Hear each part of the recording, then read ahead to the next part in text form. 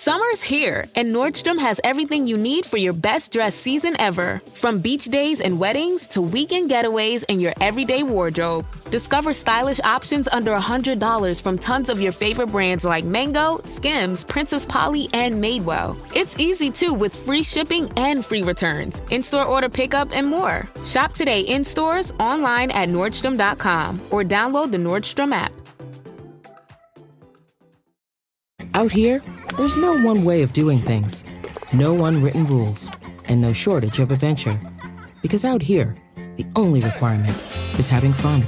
Bank of America invites kids 6 to 18 to golf with us. For a limited time, sign them up for a free 1-year membership, giving them access to discounted tee times at thousands of courses. Learn more at bankofamerica.com/golf with us. What would you like the power to do? Bank of America.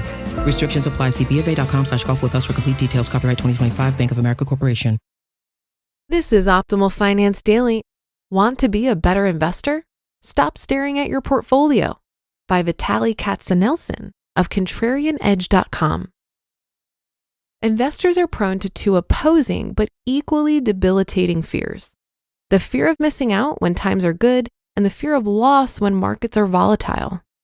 These two fears have a zero-sum relationship with rational decisions.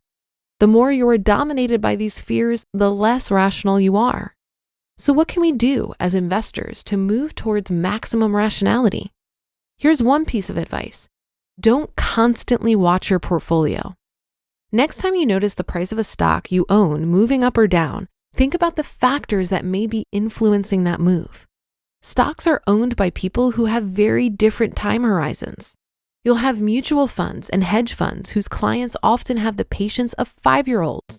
They're getting in and out of stocks based solely on what they expect them to do in the next month or 6 months, a rounding error of a time period in the life of a company that lasts decades. Some buyers and sellers are not even humans, but computer algorithms that are reacting to variables that have little or nothing to do with the fundamentals of the company you invested in. These players have a time horizon of milliseconds. You'll also have folks who are buying and selling a stock based on the pattern of its chart. Not that they don't know what the company does. They'll tell you that they don't care what it does. For them, it's just a chart with one squiggly line crossing another squiggly line. Then there are folks who spend more time researching the next movie they're going to see than the stock they're about to buy. Some of them buy a stock after reading a single article on the internet, while many others buy on the advice of their brilliant neighbor Joe, the orthodontist. The active dangers of passive investing.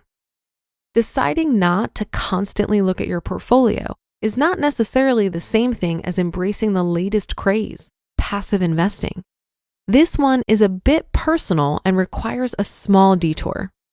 Interest rates are the foundation of the discount rate, also known as the required rate of return that investors use to convert future cash flows into today's dollars. Think of the discount rate as being composed of 2 layers: the foundational layer, or the risk-free rate, the interest rate, let's say on the 10-year treasury, and a risky layer that should compensate you for additional asset-specific risks.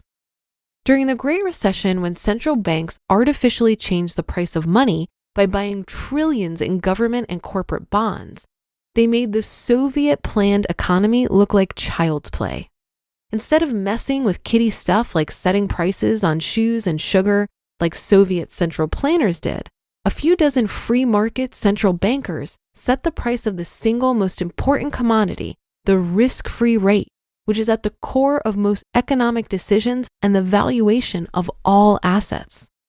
Valuation of companies whose earnings lie far, far in the future benefits dramatically from falling interest rates, while the valuation of companies whose earnings are not growing as much and are concentrated in the present and near future doesn't enjoy that benefit. A similar dynamic happens in the bond market. Bonds with short maturities, similar to value stocks, are impacted a lot less by declining interest rates than long-term bonds, similar to growth stocks. As the impact of suppressed interest rates rippled through the markets, active managers that had even a modicum of discipline in their stock selection found themselves trailing their benchmarks and even getting fired, while customer money flowed into index funds that indiscriminately buy what's in the index. What's in the index, you may ask? Most popular indices today are constructed based on companies' capitalization. Thus, companies that have done well lately, for example, the tech giant FANGs like Facebook, Apple, Netflix, and Alphabet's Google, get a much greater portion of new capital. In fact, the FANGs account for about 10% of the S&P 500 index. So high-duration companies are benefiting from both low interest rates and the dumbness of the indices. However, as investors who hold long-term bonds in 2018 are discovering, rising interest rates can hurt. We don't know what interest rates will do in the future, but today the US government is running a $1 trillion budget deficit at a time when the economy is growing at a rate of almost 5% before adjusting for inflation. What do you think the deficit is going to be when growth slows down or turns negative during a recession? Yes, those things do happen. To make things worse, these deficits add to the $21 trillion of US debt, which doubled over the last 10 years, while the government's interest payments didn't change thanks to low interest rates. Higher, maybe even much higher interest rates are not unlikely going forward.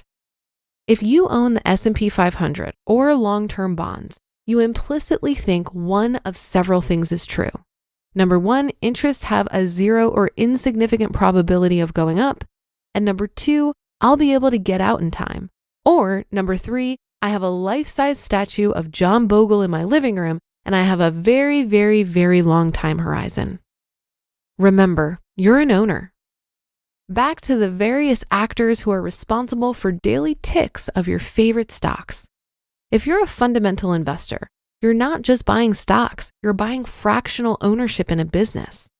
You spend hundreds of hours on research, you read company financial reports, you talk to management, competitors, customers, suppliers. You build a financial model that looks years into the future to value a business and also to predict what could kill it.